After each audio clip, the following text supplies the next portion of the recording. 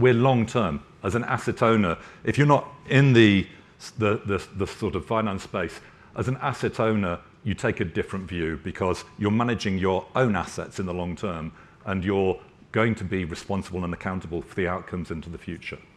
We're a purpose-driven investor.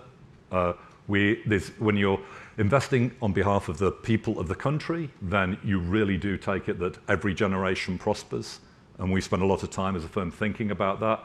So it's about this generation, it's about people in our portfolio companies, and it's about future generations. So you have to tackle sustainability. Like many, we've set net zero targets. We put a target, we looked at our total portfolio in 2010 and the emissions there. We didn't realize the emissions had gone up to 2020 to start off with. As we said, we're going to halve 2010 levels. So it's about a 2/3 reduction on 2010 levels that we've set for 2030. A very, very deep reduction. We've looked at what does that mean for our portfolio. We've had dialogues with our portfolio companies. We've started to work with them to co-invest alongside them.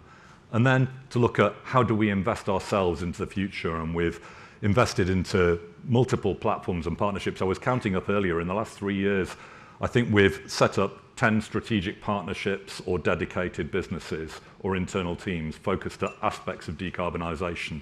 And we had, in terms of pace of investments, it was 2 deals last week that are sustainability and tag for climate. And we'll get into some of that. We've got some of our great partners with us on the panel. In terms of how do you in an investment firm align things, so obviously very clear targets, carbon budgets, we put a price on carbon.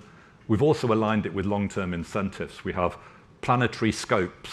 So we basically have put into our long-term incentives our decarbonisation targets, and so that people know their performance is aligned with the planetary performance as individuals. And that works in human nature, in business and in the finance sector.